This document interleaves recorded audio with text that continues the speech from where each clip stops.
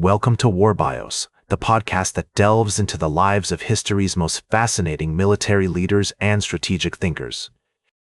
I'm your host, General Biography, and today we're going to explore the remarkable life of Emperor Meiji, the Japanese monarch who oversaw the transformation of his country from a feudal society to a modern, industrialized nation. As we step back into the mid-19th century, we find ourselves in the midst of the Edo period, with the Tokugawa shogunate ruling Japan. The country was isolated from the rest of the world, with limited contact with foreign nations. Emperor Meiji's birthplace, Kyoto, was a city steeped in tradition and culture, with its stunning temples, gardens, and imperial palaces. His father, Emperor Meiji, ruled Japan at a time of great turmoil, as the country struggled to come to terms with the arrival of American Commodore Matthew Perry's black ships in 1853, which forced Japan to open up to the world. The young Prince Meiji was born in the Gyoen, the imperial palace within the Kyoto Imperial Palace complex. His mother, Nakayama Yoshiko, was a lady-in-waiting to Emperor Komei's consort, and it is said that she played an important role in shaping Meiji's early years. As a member of the imperial family, Meiji was raised with the utmost care and attention, surrounded by tutors, servants, and advisors who instilled in him the values and traditions of Japan's imperial court. Meiji's childhood was marked by strict protocol and ritual, with every aspect of his life carefully managed and controlled. He spent most of his days studying classical Japanese literature, history, and philosophy, as well as martial arts and military strategy. The young prince showed a keen interest in learning and was particularly drawn to the stories of Japan's great heroes and leaders, such as Tokugawa Ieyasu and Toyotomi Hideyoshi. In 1858, Meiji's father, Emperor Komei, signed the Treaty of Amity and Commerce with the United States, which marked a significant turning point in Japan's relations with the Western world. This treaty opened up Japan to American trade and commerce, and it had far-reaching consequences for the country's development. As a member of the imperial family, Meiji was keenly aware of the challenges and opportunities that this new era presented, and he began to take an active interest in the affairs of state. As Meiji grew older, he became increasingly exposed to Western ideas and influences which were beginning to filter into Japan through various channels.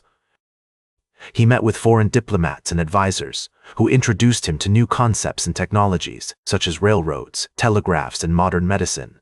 These encounters had a profound impact on Meiji's worldview and helped shape his vision for Japan's future. In 1860, Meiji's education was formally recognized when he was awarded the title of Crown Prince. This marked an important milestone in his life, as it signified that he was being groomed to succeed his father as emperor. Over the next few years, Meiji continued to study and learn, preparing himself for the challenges that lay ahead. The year 1867 was a pivotal one for Meiji, as it marked the beginning of the end of the Tokugawa shogunate's rule. The shogun, Tokugawa Yoshinobu, had attempted to reform the government and modernize Japan's military, but his efforts were ultimately unsuccessful. As tensions mounted, Meiji found himself at the center of a growing movement to restore imperial power and overthrow the shogunate. And so, we come to the end of our first segment on Emperor Meiji's early life. From his traditional education to his exposure to Western ideas and technologies, Emperor Meiji was poised to navigate the complexities of a rapidly changing world.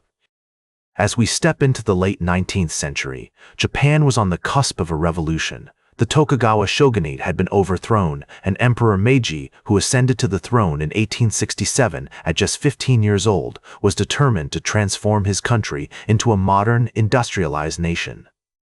One of his first significant reforms was the abolition of the feudal system, which had dominated Japan for centuries. This bold move allowed for the creation of a more centralized state and paved the way for the introduction of conscription, which helped establish a modern army. Emperor Meiji's vision for a modern military was not limited to its structure.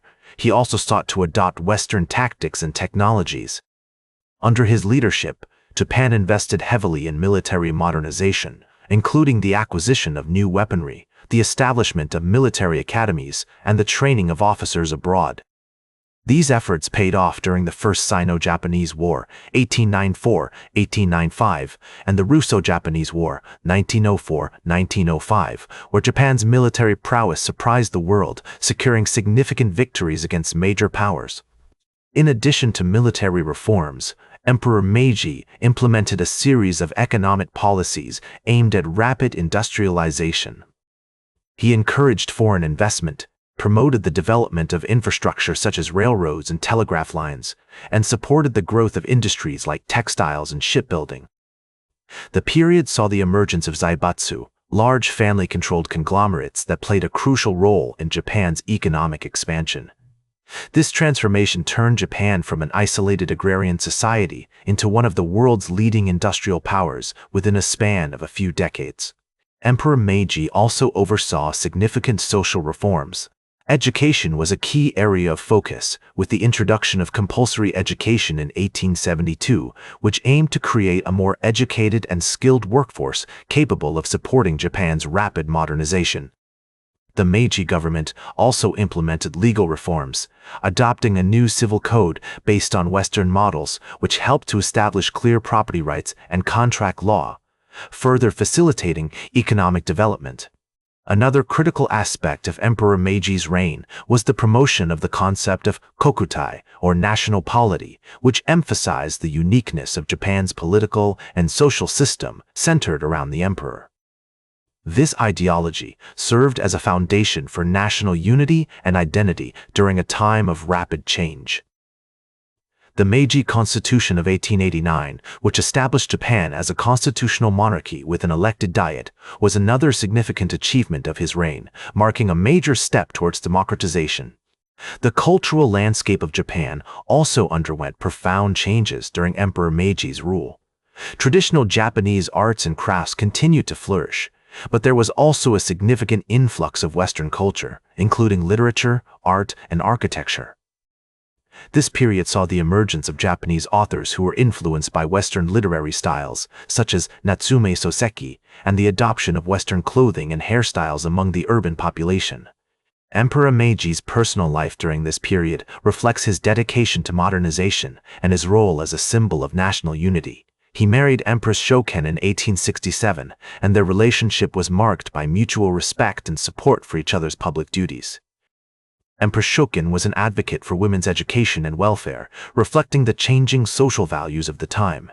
The legacy of Emperor Meiji continues to influence contemporary Japan, from its political system to its cultural identity. As Emperor Meiji entered the final decade of his rule, Japan was already a major world power, having secured significant victories against China and Russia. However, this period also saw the rise of new challenges, both domestically and internationally. One of the most significant issues facing Japan was its colonial expansion. Following its victory in the Russo-Japanese War, Japan had gained control of Korea, which it annexed in 1910. This move was part of a broader strategy to secure Japan's position in East Asia and protect its interests. Emperor Meiji played a crucial role in shaping Japan's colonial policy, particularly with regards to Korea. He believed that the assimilation of Korean culture into Japanese society was essential for the stability and security of the region. To achieve this, the Japanese government implemented a range of policies aimed at suppressing Korean identity and promoting Japanese language and culture. These efforts included the forced adoption of Japanese names, the suppression of the Korean language in schools, and the promotion of Shintoism as a state religion. Despite these challenges, Emperor Meiji's reign also saw significant cultural and social developments.